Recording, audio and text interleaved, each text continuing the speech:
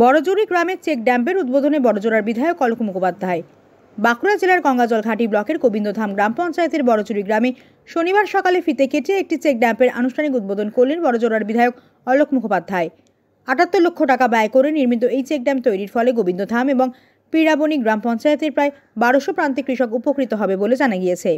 এই দিনের এই উদ্বোধনী অনুষ্ঠানে বক্তব্য রাখতে গিয়ে বড়জোড়ার বিধায়ক অলোক মুখার্জি বলেন, মমতা ব্যানার্জি পরিষ্কার বলে পাঠিয়েছেন আমার এলাকার মানুষজন যাতে সুখে শান্তিতে থাকতে পারে। ৭৮ লক্ষ টাকা ব্যয় করে নির্মিত এই চেক ড্যাম তৈরির ফলে ৩০০ থেকে ৪০০ বিঘা জমিতে ফসল ফলাতে পারবেন চাষিরা। তাদের পরিবার সুখে শান্তিতে থাকতে পারবে, আমাদের চাষিদের মুখে হাসি ফুটবে। তিনি আরো বলেন, ভোটে জিতলাম আর নিজের ছেলে মেয়ের কথা ভাবলাম, সেটা মমতা ব্যানার্জি আমাদের শেখায়নি।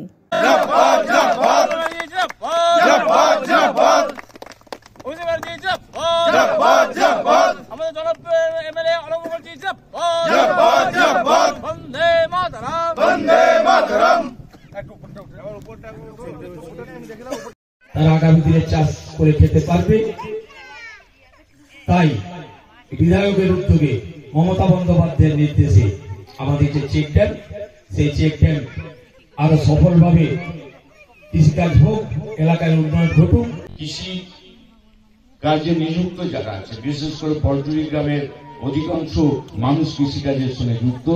এই চেক ড্যামটি নিয়ে অনেক দিনের স্বপ্ন ছিল, সেই স্বপ্ন বাস্তবায়িত হয়েছে। যখন কাজ হয়েছিল আমি অনেকবারই এসেছি, এখানে কাজের তদারকি করেছি, দেখেছি। এখানে গম্ভীররা সবাই ছিল, নিয়ে সুস্থভাবে ভালোভাবে এবং কাজটা যাতে সঠিকভাবে হয় তার পর্যালোচনা করে আজকে সেটি রূপায়িত হয়েছে, যার ফলে এই দিকে ২০০-৩০০ বিঘে জায়গা আরেকটু যদি মাটি কেটে এক্সটেনশন করে দেওয়া যায়, আগামী দিনে আরো বেশি জায়গাতে নিয়ে আমরা এখানে কৃষিকাজ তো করতে পারবো। মমতা ব্যানার্জি পরিষ্কার বলে পাঠিয়েছেন যে আমার এলাকার মানুষজন যেন সুখে শান্তিতে থাকতে পারে।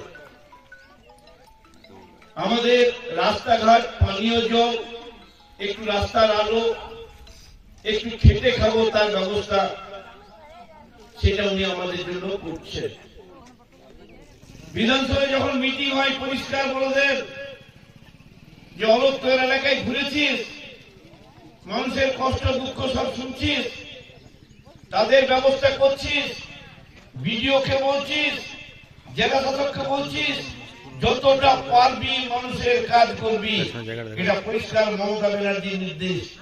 এবং আপনাদের এই যে চেক ড্যাম ৭৮ লক্ষ টাকা মমতা ব্যানার্জি, এখানে যে চাষি ভাইরা রয়েছেন তারা ৩০০-৪০০ বিঘে জমি ২-৩টে ফসল বানাতে পারবেন।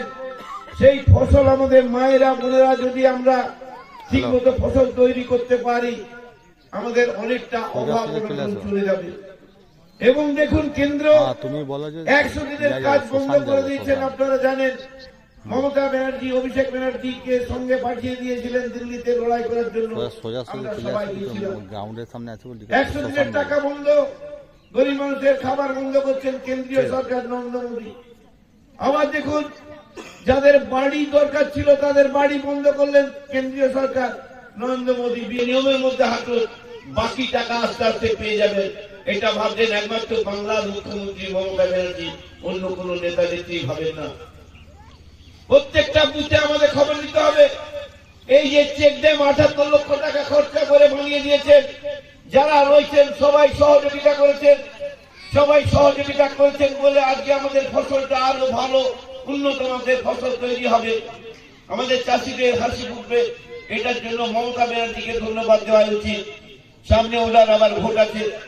যেই প্রার্থী হোক, প্রদীপ দাই হোক, ইন্দ্রজিৎ হোক, পল্লবী হোক, মাস্টারদাই হোক, যেই হোক, তাকে আমাদের জিতাতে হবে, আমাদের দলীয় প্রার্থী। প্রতি বুথে মানুষের সঙ্গে কথা বলতে বলেছেন মমতা ব্যানার্জি।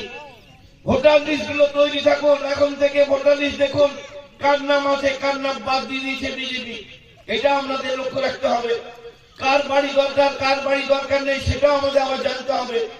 পঞ্চায়েত গুলোকে আমাদের চাঙ্গা করতে হবে, যেন কেউ কোথাও কোনো ট্যাক্স বাড়িয়ে না দেয়। মানুষের সঙ্গে কথা বলে আলোচনা করে যেন কাজগুলো করে। উন্নয়নের কাজ মমতা ব্যানার্জির নির্দেশ। মানুষকে ডাকুন, বুথের লোককে ডাকুন, মানুষ কি চাইছে দেখুন, মানুষের কথা মতো মানুষকে সম্মান দিয়ে কাজ করুন।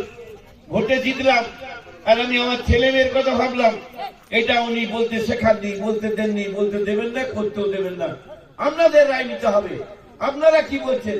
তাই প্রত্যেকটা গ্রামে আমি যাব, আপনাদের আশীর্বাদ প্রদীপ দ্বারা রয়েছে, পল্লব রয়েছে, মাস্টার রয়েছে, অভিজিৎ রয়েছে, আমাদের ইন্দ্রজিৎ আছে, সবাই রয়েছেন, আপনারা প্রদীপ আছে আমার, সবাই মিলে আমরা হাঁটবো, দেখবো কোথায় কি আছে না আছে, যতটা পারবো হেল্প করবো।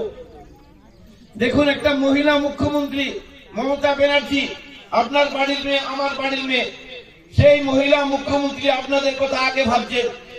বিধানসভায় দাঁড়িয়ে আপনাদের কথাই বলেন, যদি লক্ষ্মীর ভান্ডার কেউ না পান তাহলে আমাদের পঞ্চায়েত অফিসে যোগাযোগ করুন, আমাদের যারা প্রতিনিধি তাদের সাথে যোগাযোগ করুন, আমাদের প্রধান মেম্বার সাথে যোগাযোগ করুন, কর্মাধ্যক্ষদের সাথে কথা বলুন, নিশ্চয়ই আপনার কাজ হবে।